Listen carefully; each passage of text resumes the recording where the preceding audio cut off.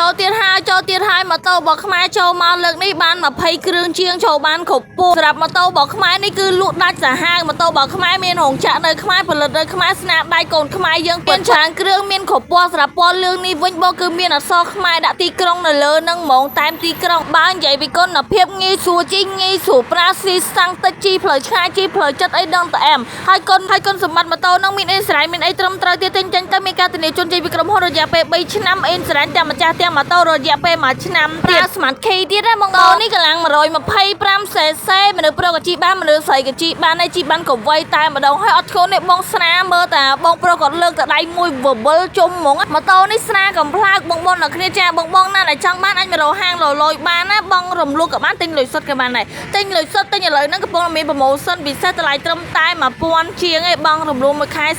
$40បងបាន25ខែក្រុងអូខ្ញុំភ្លេចប្រាប់បងសម្រាប់កុងទ័រគេខាងមុខហ្នឹងកុងទ័រអ៊ីស្ថាច់អាចជាប់មួយទូរស័ព្ទដៃបានអាចខលចេញចូលបានមើលមេផ្សោះជរៀងបានទៀតអែមណាបងចាហើយបងណាដែលចង់បានណាអាចទៅតាមเพจហាងលលយតាម Telegram ឬមួយតាមលេខទូរស័ព្ទខាងក្រោមមកដល់ទីតាំងហាងផ្ទាល់ក៏បានដែរហាងលលយមានស្តុបនៅក្នុងហាងមានច្រើនគ្រឿងមានគ្រប់ពណ៌ឲ្យបងជ្រើសរើសមានច្រើនជម្រើសហើយមួយទៀតណាបងម៉ូតូហ្នឹងគឺមានទីផ្សារហើយស្រាប់ហ្មងបងទិញចេញទៅបងចង់យកមកលក់វិញថ្ងៃណាខែណាក៏គេទិញយកទទួលដៃ10ទាំង